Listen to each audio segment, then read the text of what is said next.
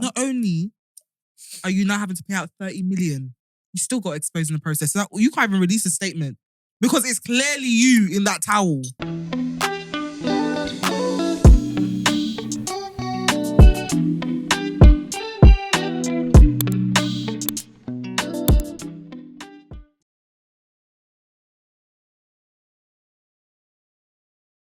Hi, everyone. Welcome to... is this episode 9? Yeah. 8? 9. 9. Do you know what I learned the other day? 9. Do you know what I learned the other day? If your podcast has more than 3 shows live, you're in the top 10% of podcasts. I may have made up that stat. I'm sure I read that somewhere. Live what? Like on podcasts, not many podcasts attempt to go past episode 3. What? Yeah. People start podcasts, but you know, it's the thing to get to episode 9. So welcome to episode 9 of We Just Got Here podcast. My name is Steph. My name is Christiana Tia Chris. And for those who aren't familiar with the podcast or just discovering us, We Just Got Here podcast is just essentially 2 best friends, Tia and I. We've been best friends for 20 plus years now. Basically just showing you, don't touch me. For extra context, Tia is in love with me. I'm very much, what am I? Detached, avoidant. Avoidant, detached. I don't like you, basically, is what I'm saying. I was thinking about that. When we came off the phone yesterday, I was filled, because I hadn't spoken to you for like a week. Yeah. Brother, I was, the hormones of love were so there. They were just so like... Bear in mind, can we take note of the fact that I only was able to speak on the phone after a particular chart came out? I'm just going to say that. But anyway, we are here to basically show you that adulthood isn't that serious. We both just entered our 30s. We're both still figuring out adulthood and adult life and all the things that come with it, including expensive mattresses that no one told me about. But yeah, we're here for a laugh. We're here to chat, give you some sisterly guidance, or try it at least. So yeah, we hope you enjoy our show. And if you do, I'm going to say it at the beginning, I'm going to say it at the end, I'm going to say it in the middle. If you're watching on YouTube, like, comment, and subscribe, please. If you are listening on Spotify, Apple Music, Amazon, please give us a rating. Follow us so you can keep up with the shows. Be the first to know when we go live. We drop every Thursday. And we're also doing this new thing on YouTube where we're dropping snippets for the people that just like gist of our Reddit Realness section on Mondays as well. So if you are into that and you have a short attention span, now you have something to feed your appetite. You can watch that little 6-minute video. It will be full of gist and guidance from us. You said leave us a review already on Spotify. Yeah. They're building up slowly. People are listening, they're liking. So, and on TikTok, just continue with the comments, guys, because we loving it. We love y'all. commenting. TikTok is such a funny one because I think like the first few times we were like posting, I think for the first few weeks, like gets a couple of likes, but we never got comments. And now it's like every post, you've got people commenting. And you know with TikTok notifications, yeah, it doesn't tell you when someone's responding to somebody else's comment. Oh, so yeah. I've been seeing some back and forth. I'm like, are they fighting me? And I'll go click on it and there's like a whole thread of people going back and forth. There was one babe that was fighting. What fighting this week? I think she started fighting some guy in the morning.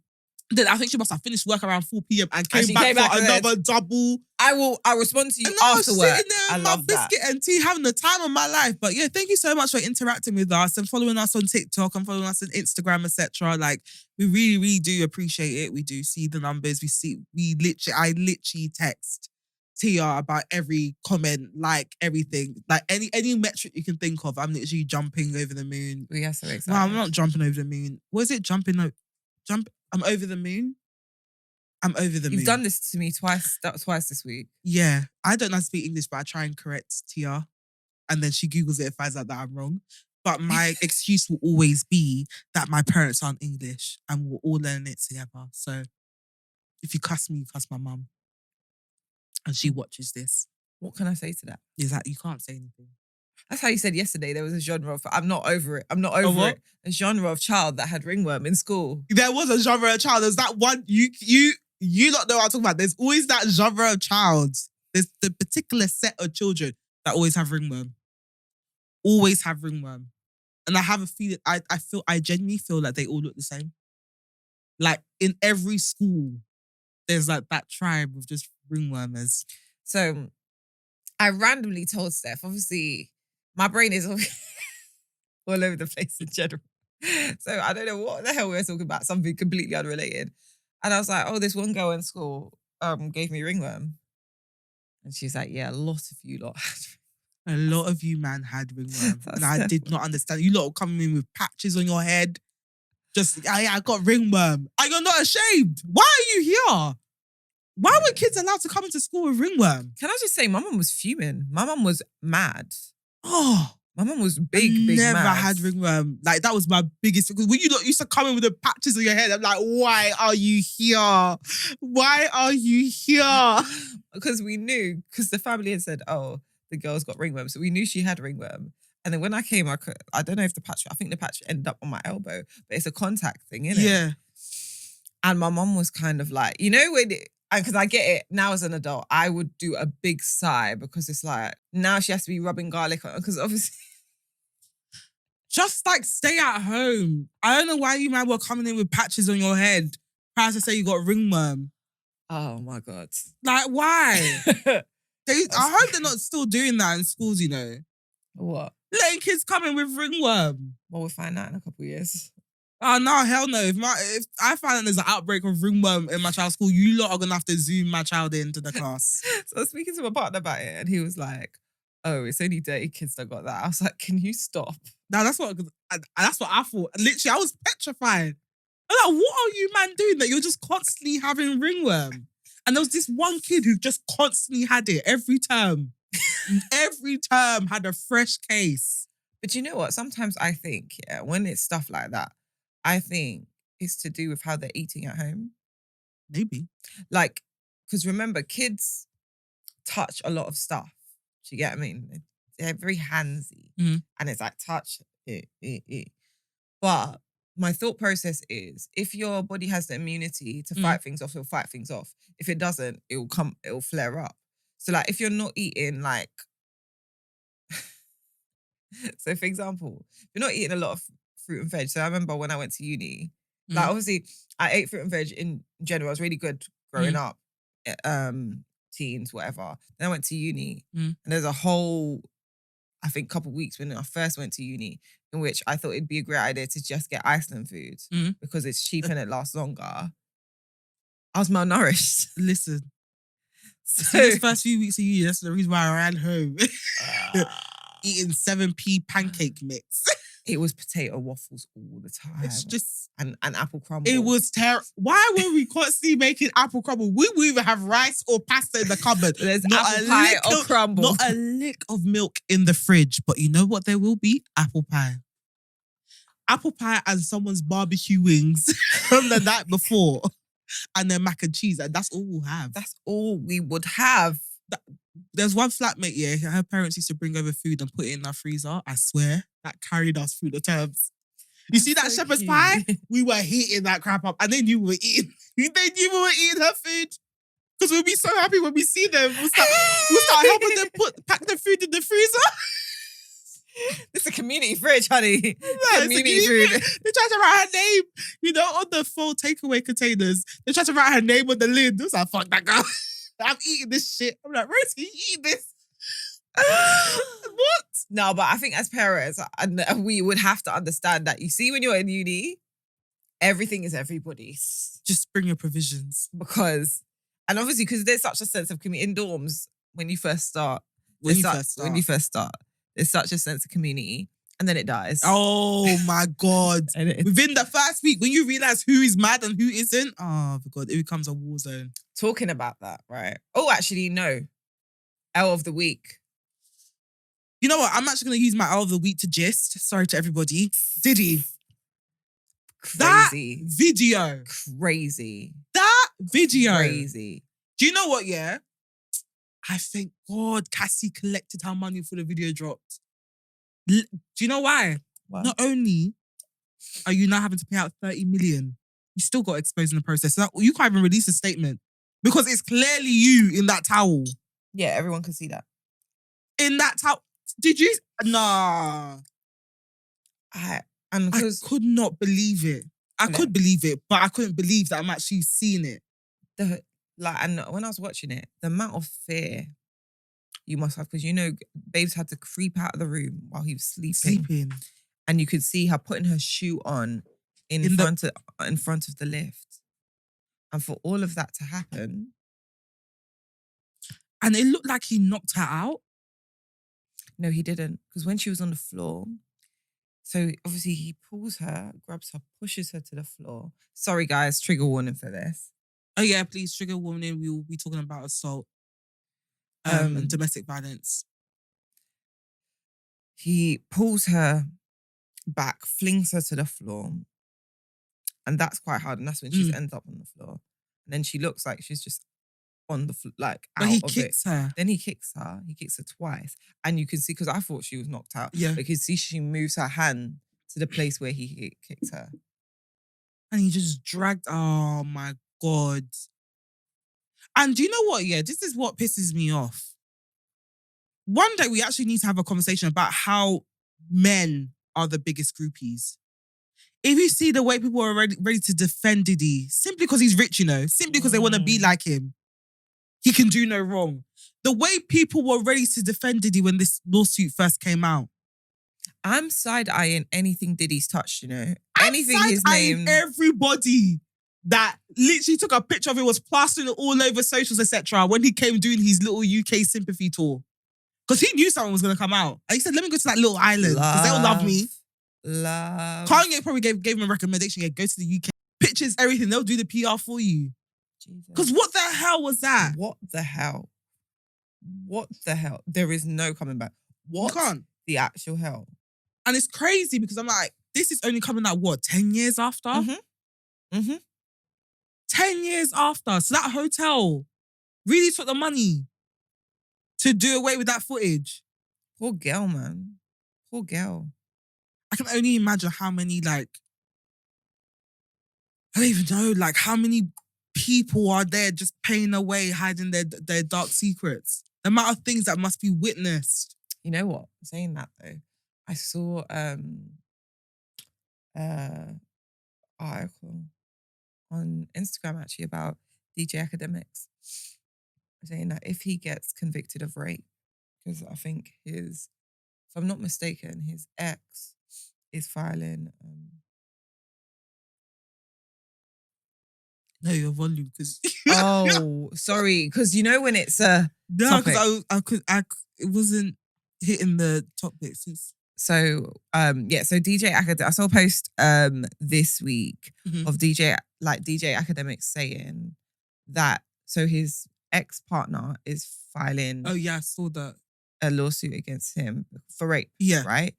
And his response to it, well, I don't know his response prior to it, but his response recently that I've seen has been like, if I am convicted of this, I'm gonna out all the bad rappers, not bad rappers as in bad rappers, but everyone else that's doing horrible stuff behind the scenes. He said like, what, he's not gonna go down by himself. And I'm like, so if you know that there are people doing awful things in this industry, why is it only appropriate for you to speak out about it or take a stand against it when you're also in trouble? I mean, the first thing that screamed out to me was that man is a raper. Yeah, no, definitely. Because he's like, yo, that is even, guilt. oh, I'm not going to be found guilty because I didn't do it. I'm not going to be found guilty because too many people's business is basically at stake. He's essentially saying, you lot, make sure I don't go to prison. Because I'm a chat. That's what he's saying. I'm a chat. They don't even need to give me burger and chips. I'm going to chat. That's crazy. That's absolutely crazy. Honestly, the world is so scary, man. You just never know. Brother. That's why you got to be careful who you stand, you know. You actually got to be careful. Like, obviously, we can never know. There's so many things that we don't know about celebrities. Like, if you think about the machines that work around them to kind of help them maintain this image, it's hard for us to obviously make a well-informed decision about who we support, etc. But man, sometimes I just think, imagine the things that I don't know, man. I feel, we're in an era of a lot of, and I'm going into a little spiritual bag, so forgive me, but an era of a lot of things coming to light. Oh, yeah. Ever since, what's it, Harvey Weinstein Nothing's been the same. Because I'm thinking like all the stuff about R. Kelly coming up. Yeah. And then he was convicted, thank God. But then like this now is like, and you know we're hearing whispers. You got Justin Bieber. Yeah. This, Yeah. that. It's all going to come out. Kim. Remember Kim Porter? Right. J-Lo. J-Lo with the gun. Oh, yeah. Yeah. So I could only imagine. It's all going to start coming out. There's already stuff coming out about Kim Porter. I saw it on Twitter. Someone was tweeting about how, like, I don't think, to be honest, I didn't really like what she was saying because it was almost like victim blaming Cassie, basically saying that Diddy used to tell, like, Diddy and Kim Porter would be in bed and Diddy would kick Kim Porter out and tell her to get out of the bed so that Cassie can come and get in bed with him. And like Cassie would like join him in bed and like be laughing at Kim. And he used to use her race against her. Like her being a black woman. Yeah. Awful human being. It just shows that what is done in the dark will come to light, even if you do have a whole bunch of money. Anyway.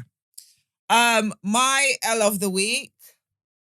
Let's have a conversation about ADHD rage. Okay. Nah. Guys, get ready. Right, so this week, Stephanie, I messaged Stephanie. It must have been midnight or more later. I'm sure it's later. Oh, that one. Girl, we be chatting. Anyway, because we were messaging about something and I just watched, so I'm watching a great series called Kin. Everyone's talking about it. All right, I need you lots. Because I really think, that everyone's tolerance for badness and trauma is up here. And mine is not hitting it. So, obviously, you watched the first episode. I watched. Kind of. So, you know when you're watching something, but you're in and out of sleep. So, I've watched Kin up to episode 4. I know the key bits. Don't know anyone's name. And probably don't know the whole plot. But I know the key bits of the show. So Steph watched up to episode 4. I've watched up to series 2 on BBC. I'm on series 2 now. And series 1, excellent. Great. I was following it, was fine. Yeah, great series. Oh, got to series 2. My heart's rate. There was one particular episode, I can't remember what episode it was. The minute it finished, I was so angry. I said, why did I even watch this? And that's when I messaged you. Mm-hmm. Because there was so many things that didn't have to happen. And so many acts of stupidity and so many acts of depravity that I was just angry for myself for putting myself through that. And when I say angry at myself, so I had never felt this angry. I haven't felt this angry since I was a teenager. And that level of anger, like obviously this makes me sound very mad. And I didn't do any of these things. Can I just say I didn't do anything? But I wanted to throw a glass at my TV screen and scratch anything that was next to me. My partner was also sitting next to me. I was so angry. And I was supposed to do work after watching it, like just work on my laptop. I couldn't concentrate, couldn't do anything because I'm still angry about the show. So my partner's looking at me and he's like,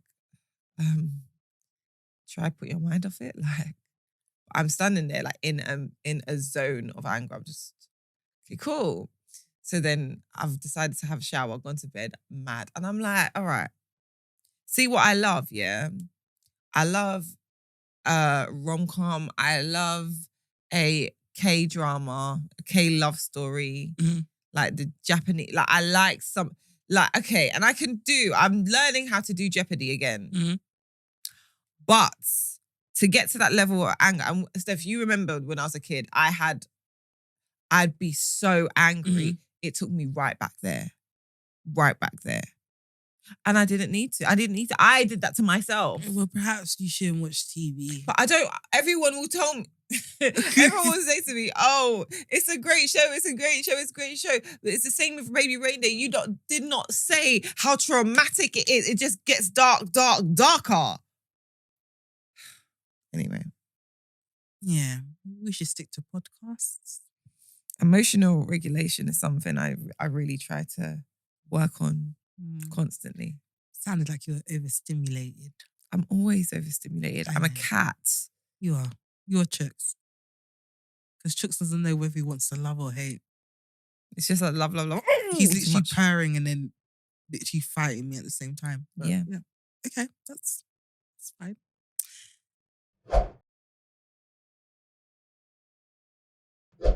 Shall we chat about... Actually, this is a topic that I think we've both been experiencing recently. I say me, I haven't seen my friends in ages. So maybe not me. But do you find that in your 30s, friendships become a bit more complex? Oh, yeah. Yeah. I think you're gonna do. You're moving like you're about to do a big speech. I am. I'm scared. Let me go. Pastor Chris is coming up. You know what is interesting about your coming into your 30s? Yeah, you start to recognize everybody's madness, and it's either you recognize their madness and you're like, you're mad, but you cute. I love you. Or you're like, you're mad. I need to get the hell away from you. Like, not around me. And we become more stubborn with it as well. So it's like, you know, when you're younger, you look at your parents like, why are you so... You just don't move. You're just stuck in your own ways. Yeah. You're molded. And I remember being a young person, like 20s, thinking, why are you so molded? Oh, I see why they were molded in their 30s, because we be being molded. We are so like, no, this is the way I've been. And it's really crazy. I think in your 20s, everyone's a bit more flexible, whatever have you. But in your 30s, you're kind of like, no, this is my stance on this. Yeah, you come more into yourself and you're way more aware of what you like, what you don't like, and what you're willing to tolerate and what you're not willing to tolerate. Yep. What I find interesting is that you see that period, like from your like late 20s, I would say, to like your early 30s. I feel like that's when there's like almost like a shedding of friends. Oh yeah. I feel like there's a shedding of friends, and you know how they always say that, oh, like you tend to lose friends around like important milestones, like your wedding, having a baby, etc. I always think it stems from essentially, I feel like your late 20s to your 30s is like the most transformative years of your life. That's when you're going through like the big stuff, like people are buying houses, people are having kids, people are getting married, etc. The thing is, we're doing that at different times at our own pace. Yeah. If that makes sense. And sometimes, okay, there may be friends that are getting married before you. There may be friends that are having babies, etc. We are, inevitably becoming occupied with like our partners, etc. And when that's not happening to you at the same time as your friends, or you're experiencing that later in your life, it can turn into resentment. You might start to resent friends, like they're not spending as much time with each other, etc. Or even just their milestones making you question your own life. And that rubbing them up the wrong way, whether it's like, that bringing out their insecurities or even leading to jealousy, etc.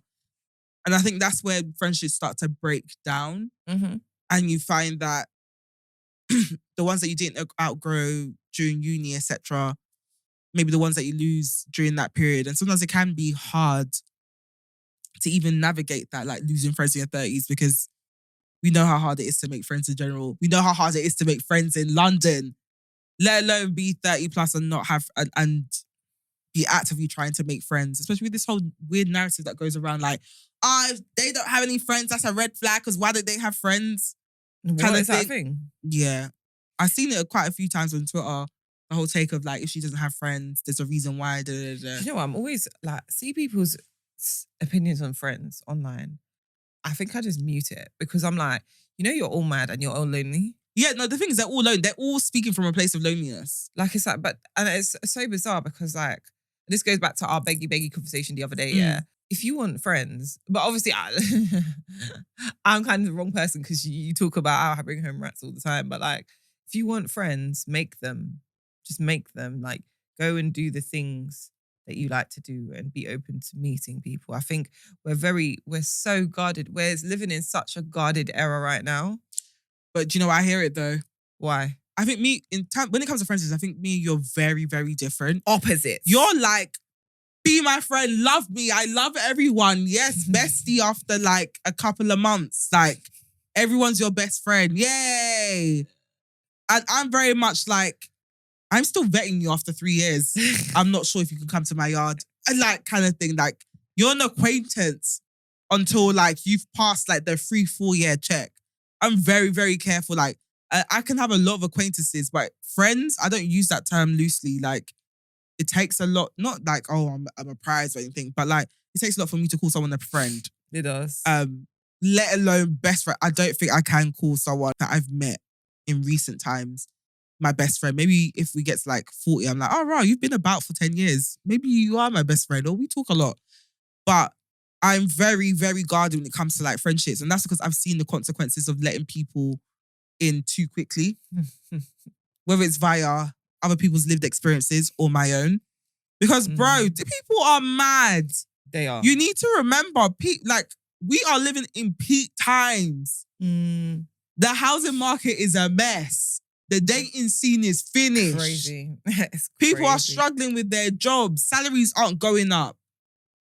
So if you're that friend that's winning back to back, or you have something that somebody else is envious of, it can trigger a whole load of emotions. And that's how you end up getting your food poisoning in them Nollywood movies when they're sprinkling the white substance to your stew. All of a sudden you're vibrating on the floor. So not to say I don't believe in jealousy, but I think it's rare. And you know that from speaking to me. You know I think jealousy is rare. In friendship? Yeah. Nah. You think it's rare because you lack self-awareness. So you wouldn't be able to tell when someone else is jealous of you. Jealousy in friendship is not rare. I'll tell you what, okay, cool.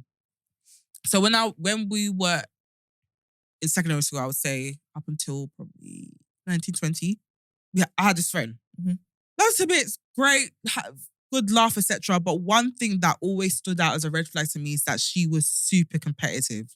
And it wasn't like super competitive to just like with external people. It was actually made it very known that she wanted to be the best, even out of her friendship group. She wanted to be the best. It was like a competition. Like any win would trigger her. And although I saw it like do it to other friends, I always took a note of that.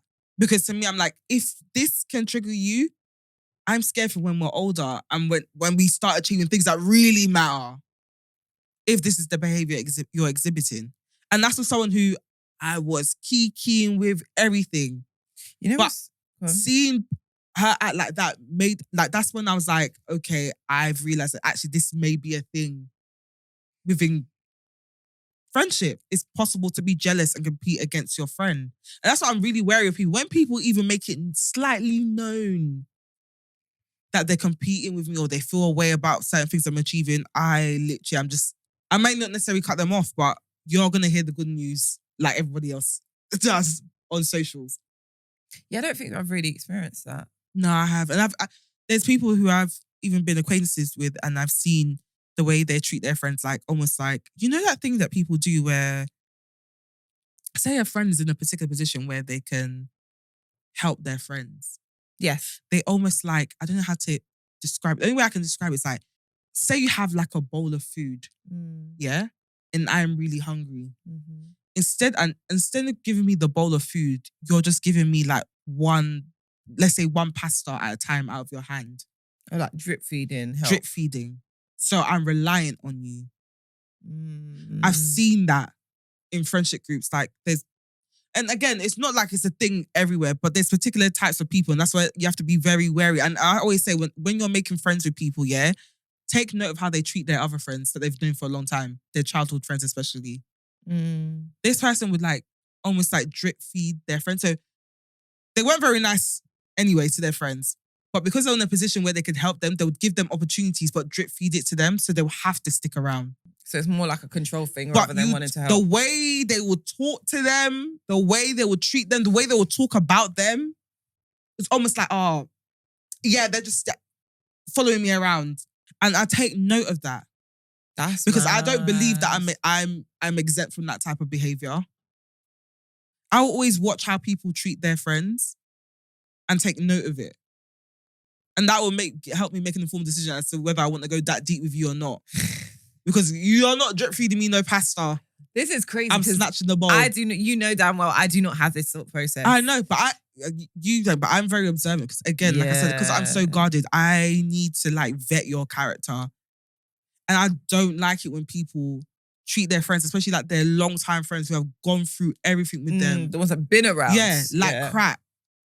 Yeah. In place for, especially like when they're doing it, when they're treating their long-time friends like crap. But then you see them like newer friends who may be more popular or have more clout, etc.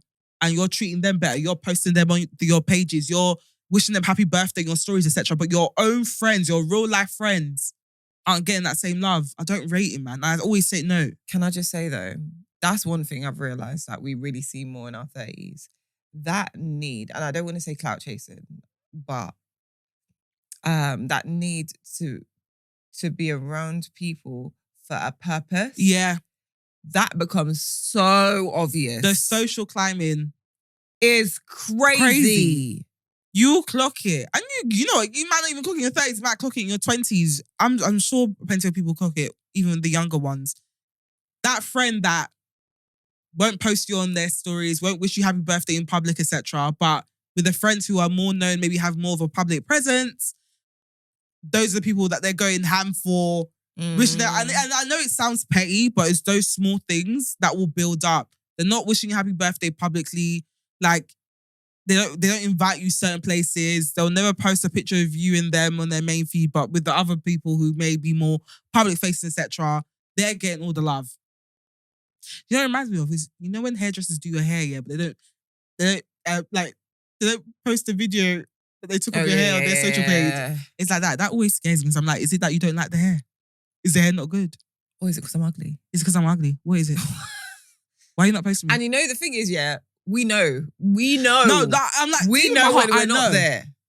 We know. So what is the problem? Right. Sorry. Went off on this tangent there.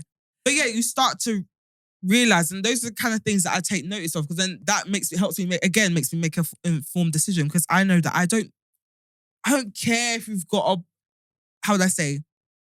I don't care if you're bait. I don't care if you've got clout, etc. My friends are my friends. My friends have seen me at my lowest. Actually, I don't think anyone's seen me at my lowest, because I tend to just go through my lowest and then peep out like, hi guys, yeah, this happened.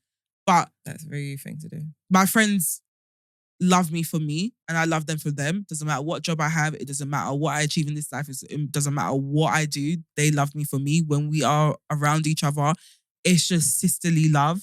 We're not talking about what's happening in the industry. They barely know what a chart is. They barely know what's going on Twitter, etc. It's just good, wholesome chat and laughs. Like, it's an escape. And for me, that's like the beauty of friendship. That's what friendship should be. When I have those days, yeah, where I'm just laughing and chilling with my girls, it feels like there's not a worry in the world. It's so natural. It feels like you can just be you. It's so freeing. It's very freeing. And you're like forced to like drop all the things that you decorate yourself with to kind of get validation from like the outside world.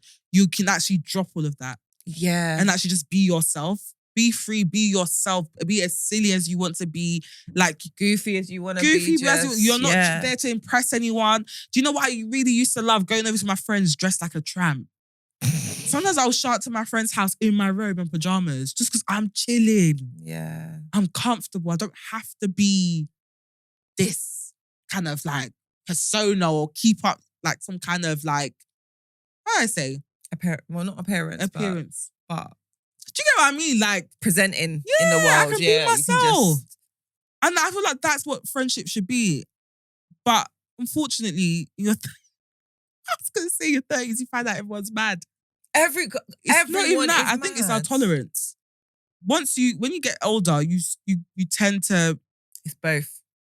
Do you think everyone's mad? I think everybody is mad, and because what you do, you're in the same way you come into yourself. Yeah. Your insecurities also solidify. It's all like when I say everything comes into itself, it comes into itself. So you start to know your friend's insecurities, that loud and proud that they ain't getting rid of, and you're learning what they're like and their beauty and how they're growing. So you see all of this, but in the same breath, because we are all becoming in ourselves, we're also quite stubborn to things that I'm not going to tolerate as well. So it works both ways. Do you get me? So everyone is still mad, but we also don't have a tolerance. It's true. And someone did say that when you get closer to your 30s, you start to see how mad your friends are. Yeah. And I guess it's that whole thing of like, again, it's not a race, but it's, if you have the wrong mindset, you may start to see it as a race when you get close to our 30s and your friends are achieving certain milestones. And that can play into your insecurity. So you might not even necessarily hate the person, but it's like, they're doing that and I'm still struggling doing this. Yeah. And then instead of like diverting that emotion to something else, it's almost like that friend takes that stray bullet and it starts, now you have something that you can direct your resentment towards that's not you. Do you know what? Because I was having a conversation about this. Like, I feel like there's some people that I used to be friends with that just don't like me. Yeah. I'm like, but we haven't fallen out. So why don't you like me anymore? Because they came with their own insecurities. Yeah, and sometimes things around your life can trigger that in whatever way it may be. Might be work, might be relationship, might be moving forward. To be fair. And to be honest, you are a very beautiful girl. Oh, that's and you have to be not in a sexual way. I do not like you. I love you. Stop touching me. But you are a very beautiful girl, and I feel like people that have met you, maybe later on in your life, they like you because you're friendly, etc. But then when you're in certain settings and they realize, they really deep how gorgeous you are, it becomes an issue. Like I can recall friends who were in a party, we're minding our own business, and it's just rage. Really? Yeah. Yeah, you know who I'm talking about. Well, I didn't know that person felt like that. Rage. Rage. As I say, it's good to be secure within yourself. Can I say something? What? So you know when you were talking about the story earlier? Yeah. So I was kind of laughing because like, I'm not going to lie. Like you see, sometimes in this life, I really think as like adults, we need to know who our competition is. If we're really gonna compete, and I'm really against competing. I don't really think. I think everyone. There's no point if you start competing against your friends. Whether you may think you're hiding it, but it will become obvious. Yeah, and like this is more for kids as well. Yeah, if you're going to compete, don't compete with people you have no chance of winning next to. So like you were talking about, it's not even that like. No chance of winning against, but also you're two different people, like completely different people. Words. And like this, so you see where you were like, that person wanted to be the best at everything. Yeah. But they weren't though. Because you're competing against actual machines. And that's what drove her crazy. Because you've got to remember that upbringing has a huge part to play. Upbringing and natural ability, natural talent, and work ethic, it all plays a part, right? In like, and I'm talking about school also, right? Now, certain people come from their culture in their homes means they work like machines. Machines. And without that added pressure in your home, you wouldn't know what that feels like. Now, you might make up for it in talent. You might make up for it in another way. But that direct pressure, you don't have. Yeah.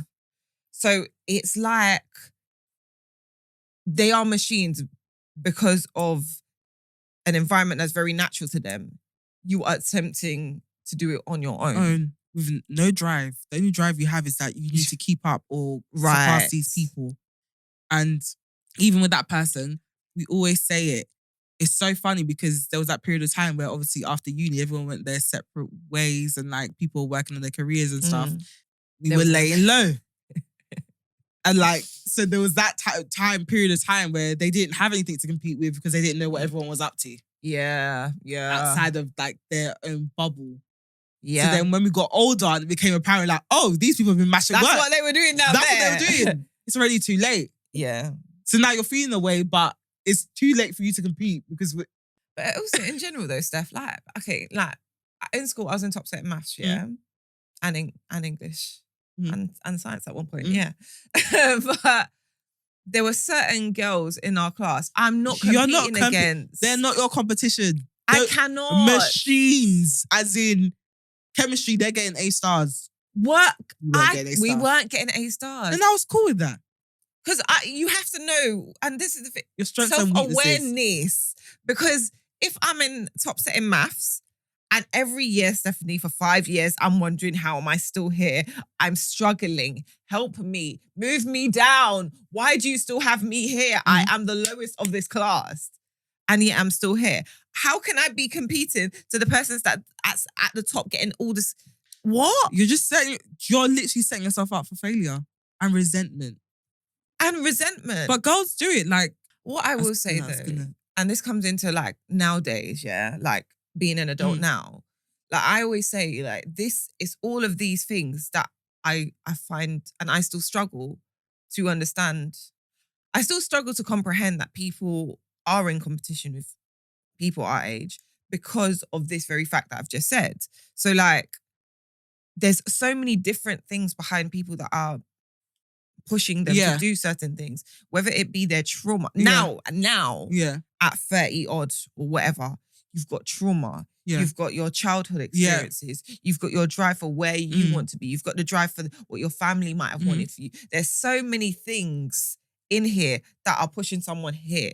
So to be jealous of them or to be envious of them without knowing everything behind it, you don't know if there's if baby's carrying like abuse on her back, that's got her here, and that's the reason why she's got to work so hard. That's the reason why she's so successful. You don't know. Yeah. Do you get what I mean? So it's like, but then people don't care about that. They just want to look better than you. In reality, they just want to be perceived as better than you. They're not even chasing their own dreams. They will chase your dream just so they can be better. It's that whole insecurity of like, no, I need to be better than her. Because if she's better than me, she's going to get all the attention. I think it's... That's why I also run from people that idolize attention too much. I don't. And I'll tell you why. Because I remember having this conversation with my friend, yeah. Because when I was younger, as you know, I wanted to be a presenter. I'm the most anxious babe most people will know. And I sat here and I said, to want to be a presenter and want to be in front of the camera, you kind of got to want attention. Yeah, okay, but that's in the context of you wanting to be a presenter. I'm talking about constantly needing attention. Okay. Because when your whole thing is centered around being the center of attention, you can't deal with other people being the center of attention. Yeah. Even on their birthdays, even on their wedding days, but even when they're having a kid. And this is how friendships break down around those milestones, because a lot of it is down to them struggling to accept the fact that somebody else is the center of attention. They can't stand the fact that their friends are bride and they basically have to... 30 seconds. Yeah, everyone's like pandering to them because they're the bride. They can't stand that you got the big birthday because everyone's coming to you and saying you look pretty. They can't stand the fact that you have a child or that everyone's doing a baby shower for you because why should you be the center of attention? And you have that friend that's like pissed and irritable during those periods and you're like, what's wrong? And that's the madness I speak of. Yeah. That is the madness that comes out. You know what the problem is? I could clock it immediately. You want to be the center of attention to the point where you don't mind. How do I say? No, you can't control being pissed at your friend during some of the most special moments of her life because it's not about you. That thing pisses me off when people can't say that it's not about them. Today is not about you. Yeah. And I think, because I remember having this discussion with you, like, in your mid-20s, you need to come to terms with that because that's when life happens. So even like 20s are all about us, because everyone's young, free, single and doing what they want. But then when you start realizing like, oh, we're getting married, we're having kids, Girl, it ain't about It's not about you anymore. Sorry, there's somebody else in the picture. Things are happening. Know how to Nothing's changing. But pull it in a bit. A lot of people struggle with it. Yeah. Yeah. Friendship is complex. And I always say that, listen, friendships aren't perfect. People are going to piss you off all the time. But the difference between your friend and random stranger pissing you off is that your love for your friend will always conquer that moment of you being pissed at them. That's what it's all about. That's what love is all about. Like, your partner will piss you off. Doesn't mean you don't love them. It's true. Like, it's working through it and also giving them grace. No one's perfect. Like, no one's perfect. I don't think there's a friend that I don't find annoying. Actually, no, please go shout at you. I'm problematic. I'm joking. But you find your friends annoying at some point. I do, because I hate noise. I don't find Steph annoying, but word. I said I do, because I hate noise. And I make a lot of it. And she makes a lot of it. Can I just say though? Again, it's the love that will always conquer, because I'm like, okay, cool. Christiana's like loud, wacky, awkward, all of the lot. She gets overstimulated by movies. I will be texting me like someone's dying. And for a normal person outside, I'm like, I'm not talking to you, but the love I have for you will make me sigh in the moment and overlook it, possibly even entertain it, just so that you can run away. Yeah, it's true. I get off the phone and then I'm like, can I just say though, so I've got a story about one of my friendships. Every time she has a story, yeah, it just opens up a new trauma wound for me. One that I thought I patched up. Because, like I said, Tia is never the only victim in her stories. I'm always the secondary victim. God. Like, you know when there's like a car accident, yeah, and there's like the major casualty, there's still the person with the broken arm in the car. I'm the one with the broken arm in the car. Like, can someone come and get me, please? Like, hold on, we've got someone with head trauma here, but I'm like, yeah, but my arm is also broken. And I can't feel my legs. Because I mentioned this to you this morning and we were kikiing. Because, yeah, right. So in my 20s, yeah, I love to make a friend. You see, some people love, yeah. I love friendship. Friendship and Christiana. Friendship and Christiana. Christiana would die if she ain't made a friend. And the thing is, my friendship, I can make the most intense. Huh? Intense. Do you know how you will know when she's made an intense friendship? Because you won't hear from her for months. She's actually an asshole. You will not hear from Tia for months on her stories. Is this friend? They're going everywhere. Me and Andrew are just sitting down like, well, how long do you think this was going to last? I'm like, 6 months. We'll give it 6 months. It'll be done by the end of summer. Can I say, Rio? So Steph is 22 years. Andrew's around about 22 years. We've got Roxanne, who's like 14 years. And they all, every birthday, come together and just sit in the corner. They'll be like, so there's a new one. There's a new one. I'm not even joking, yeah. All of Christiana's gatherings, birthday, engagement, yeah, guaranteed you will find me, Andrew, and Roxanne. And our partners now, because we're grown ups. But before, it just used to be us in the corner with our drink, just judging. We ain't participating in your conversation. We the OGs. You lot are still auditioning. We're sitting in the corner. We just want our cake and our drink. And we're going to sit there and judge the whole party. Yeah, they've got to, like, them not have to see your face for at least 5 years. Yeah. Oh, what? You're not welcome to the club unless you've been around for 5 years. Yeah, word. So, I make, as I said, and when I say these emotionally intense relationships, like, it's like, there's a yearning to speak to them, all that. Like, there's a yearning to speak to them all the time. So I met a friend through one of my best friends, right? And when I say this friendship was just intense, like just talking about the world, talking about how we view things, our world view. It was so wholesome. It was just great all the time from morning to night, just chatting. And we started spending time together, chatting. Great. Now, the thing about this friend, right? They were very...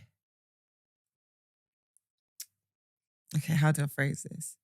So they had gone to school with us. Mm-hmm. And yeah, they had. Yeah, I forgot about that. Sixth form with us. And there was never any interaction. Never any interaction. Wonder why. And I was like, actually, I went to uni and one of my uni friends was like, oh yeah, I fancy that person. And I was like, okay, that person that went to our sixth form, all right, fine, interesting. But obviously I wasn't friends with them then. Anyway, introduced, but I had them on socials actually. So it'd be like a comment now and then, but not, again, you've got loads of people on socials, doesn't mean anything. And then one day I think I saw them at one of my close friends' birthday. And I'm like, because the person was so different culturally, like, how can I put it? So let me say rough around the edges to my friend. My friend is very prim and proper, like, you know, did cello in school, like, but the other friend was a bit more rough around the edges, like really, really East London. And there's not like we're East London, as I'm sure you can tell, but really, really East London, right? So, okay, cool. Like you wouldn't necessarily think they'd be friends, but obviously there must be. And for me, because I'm so like, you know how I view friends, so I'm like, you must be great vibes because if you're friends with my best friend, then you're one of us. So cool. Create this really, really like emotionally intensive friendship, as in like, and I've had this with two friends where they are friends, but it could be relationship. It's almost like the kind of commitment you have to a relationship. Okay. Like a friendship. But I would see little red flags and be like, So it would be like, I remember they went on a live during lockdown, obviously it was a weird time, and they were talking about how they scared somebody. Like, yeah, that person tried to come up to me. It was really, but like at the time, If it's who I think it is, which I know it is, he wasn't scaring anybody. Wearing a battered puffer jacket doesn't make you a gangster. I'll just let everyone know now. But go on. Sorry. So I remember, and it was a bit like, okay. And there was always like a story about somebody. There was a story about somebody about how they're mad, how they're this, how they're that, Steph. And I'm like, no. And at first I was like, it's a bit of a red flag as a friend, but like, okay, cool, whatever. Like, whatever. Like, great person, great vibe. Yeah. Like, I was still on we're just so similar. We're so similar. I think we have like similar birthdays as well. And you know me in my horoscope star sign era, I'm like, okay, we're just, you get me. You understand me. And then one day I saw all those behaviors turn on me. See? Not exempt. You're not exempt. Girl, it was like, ain't this some shit? You're not exempt. And the one thing about me though, Steph, as much as I love friendship, I love burning a bridge. You've seen it so many times. And I'm really good. I'm really, really good at making friendships. But see, when I liked that, and it's because I'll tolerate a lot of disrespect before I realize I'm being disrespected. Yeah. Until you have a conversation with another friend who will tell you, actually, are you sure this person likes you? Yeah. Are you sure this person likes you? Or in some occasions, are you aware this person's stealing from you? Oh, we've been through so much together. Yeah, and then I was like, I think I had plenty of conversation with Steph, and Steph was like, girl, this person ain't your friend. You're crying a lot over a friend. A friend.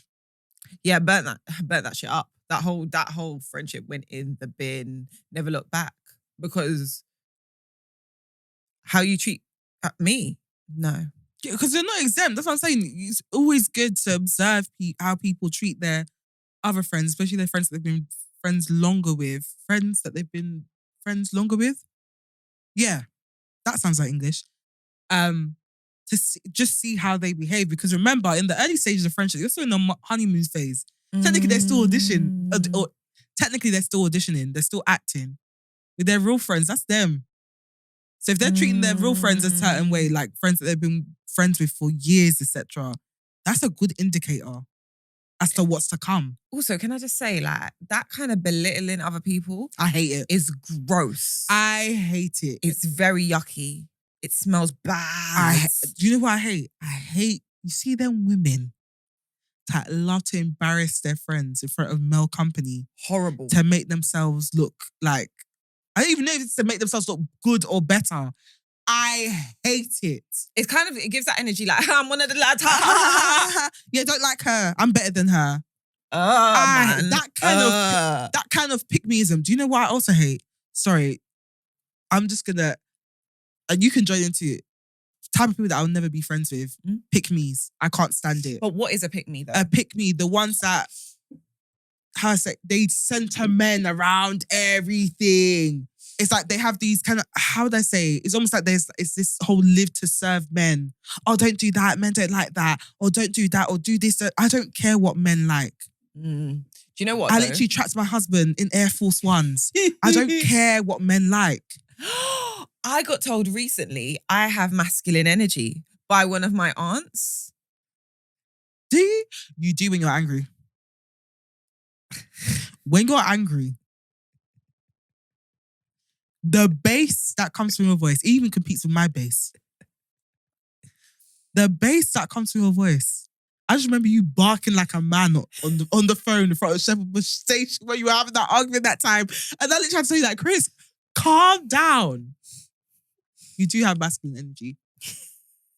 In some aspects, you do. What was I even saying? Yeah, so women that are pick-me's. Yeah. Women that hold too many auntie ideologies. What's an auntie ideology? So, you know, like, those women that have clearly inherited like ignorant theories and thoughts from like their parents who may have come from like Africa or like even the Caribbean. Like, for example, the fact that I have a black cat.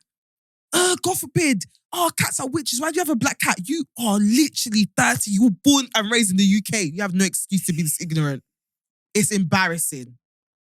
Or then people are like, and I used to do this and I had to really check myself. This whole thing of, oh, that's why you have to keep you out of your business. Yeah, when you're pregnant, you don't tell anybody. You don't tell anybody, you just hide it. Why are we hiding, please? What village people are after you? I understand being private because I used to be like this. Like, I'm not going to tell anyone that I'm pregnant. I'm just going to hide it. Why am I hiding it? But where does that come from? Superstition.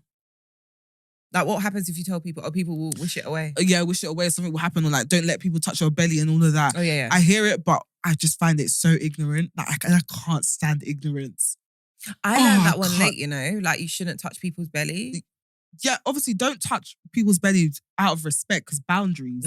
But that whole thing of don't touch people's bellies because someone could put juju on your stomach. Please. This is not Nollywood. I need everyone to get a grip. Or those ones with the auntie mentalities that will be judging like younger people about what people wear, or it's too skimpy, it's too revealing. Calm down. Yeah, it's true. Have a break. Oh, smoking is disgusting. Why do you... Leave everyone alone. You sound like your mum. You sound like your mum. I heard someone speak about this recently and they were saying that it's become really popular. Like the young girls are really carrying it. Yeah, I don't think people realise when they come out with these ignorant statements, all I'm thinking is like, you were really raised by an idiot.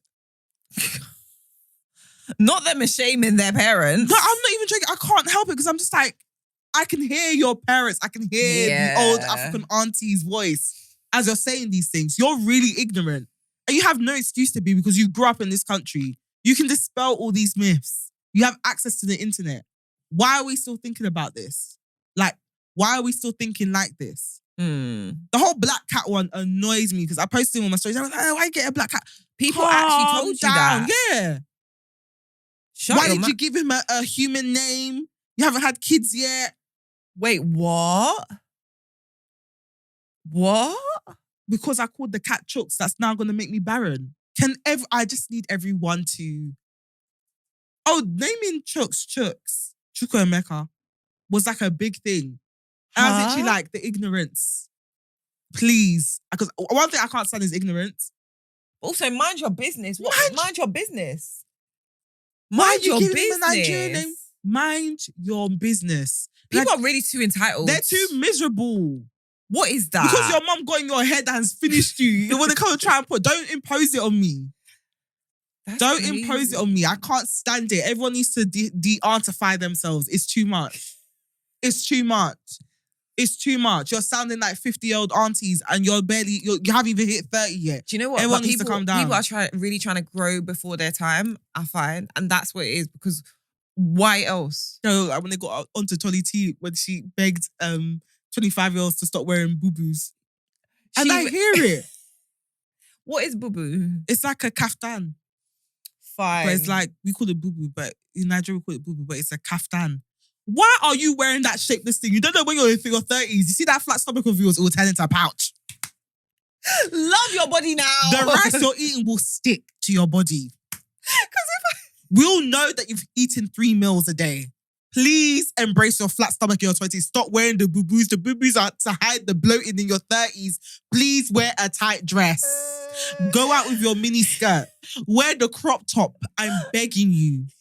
Because you see in your 30s, yeah, it will humble you.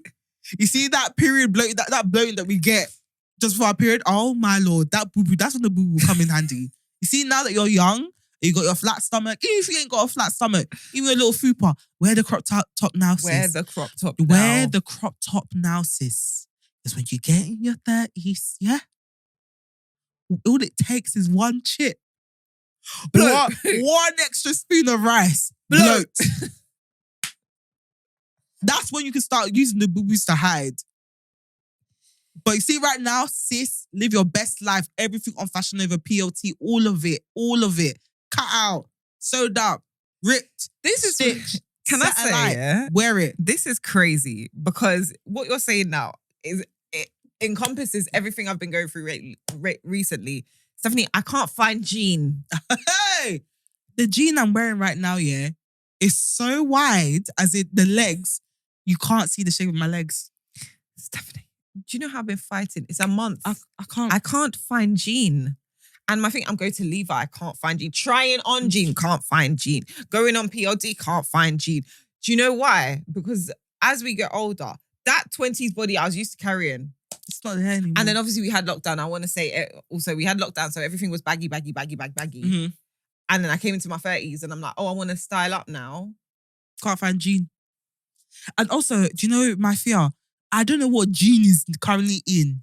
That. Because skinny jean is not in. It's not in. So I'm like, is it still the baggy jean? Or are we going mum jean? Is it mum jean or baggy jean? Or is it daddy jean? What jean? Because I'm now getting to the age where I don't know what jean is trending. And I don't want to go out with the wrong jean because then it'll be obvious that I don't know what's trending, what's in vogue. Do you know what I heard, right? TikTok showed me. You can tell a millennial, you can tell the over 30s by the sock.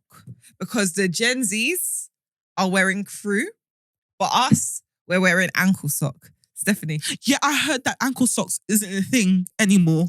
And now I'm scared because what what if I'm wearing a shoe and I don't want my socks to show? My apparently socks are supposed to show now. But I'm too old for my socks to show. He's given primary school with the plimsolls. And I was wondering, I was seeing Nike crew sock. And I was like, what's this?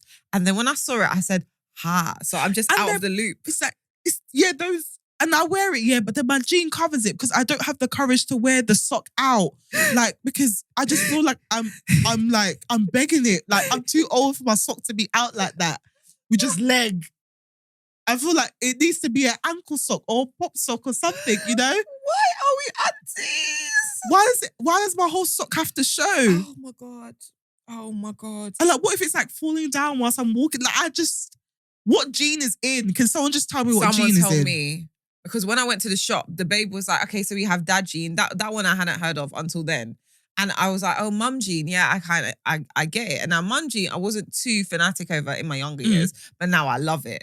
But also, mum jean for the girls with bum and it's and waist and thighs, You have to get it tailored because it won't fit like a mum jean. You get. That's the problem. So that's why I have to go baggy. Like right now, these jeans, they're folded at the waist because they're too big for me. But I don't like. They said baggy jean, so I wear the baggy jean. Can I say I was in the changing room? Yeah. And so I tried it on one, but it was tight. Yeah. And then it got baggy by the leg, right? Tight by the thighs because thunder thighs and that. Quads. But then so I got a bigger size, yeah? Got a bigger size and my partner was outside. I was like, what do these look like? And I was like, oh no, but they've got the gap at the back. I've never seen a man so angry in his life. He was like, for too many years, black women have been fighting with this gap in the back. No, we're not doing that again. You just need to get it tailored. You need to get the bigger one and get it tailored. Like these jeans, I'm supposed to get it tailored 2 years ago. I've just been wearing them. All my trousers here that are baggy, I've been meaning to get them tailored for 2 years. And I've just been wearing them. I'm like, well, roll it up. If I don't roll it up, it's going to fall down. Oh. The jean struggle is, I'm so scared that I don't know what's in vogue, that I'm just wearing what I have until like I see enough people with the right jean for me to know, okay, cool, we're moving on now. Because I don't even know when we moved on from skinny jean. Yeah. Yeah. Now I can't wear none of my skinny jeans. Now it's baggy jeans with heel. Yeah. Can't wear skinny jean for shit. I tried on these dad jeans and I'm like, it's a bit skater boy. It's a bit, Vans skater boy. Like a bit of me. And my partner was like, that's not your... No, I don't know what you're... And then the girl that picked out the jeans for me, she's like, oh my God, they look so good on you. Gen Z. Yeah. Gen She's Z. like, oh, with a heel? And then I said, oh, with a heel? You see Gen Z children, they will not kill me. So we're going on ASOS like, oh, so is this in vogue or is this just a one-off piece? Because they're very individual. Yeah. You got to remember, their style is very, very jorts. Individual. I want jorts, but I'm scared. Jorts, they're like baggy short jeans. Yes. Really want a pair of jorts. I'm scared. You know why? Because ankle socks are out. So how am I supposed to wear my trainers? With crew socks. But I just don't feel like my socks should be seen like that. No, it feels too exposing. It is so exposing. I want to wear a jort and my sambas, but I want to wear ankle socks so it doesn't look like I'm wearing socks. And that's how you show your age. And that's how I show my age. That's how you're showing your age. So whilst I try and hide in plain sight that I'm 30, I try and join the 20-year-olds. The ankle socks are screaming, hey! Hi! Hey! Big auntie here. Big auntie. Very much auntie. The struggle is actually real. It's so crazy. Right, let's move on to Reddit Realness. Reddit Realness.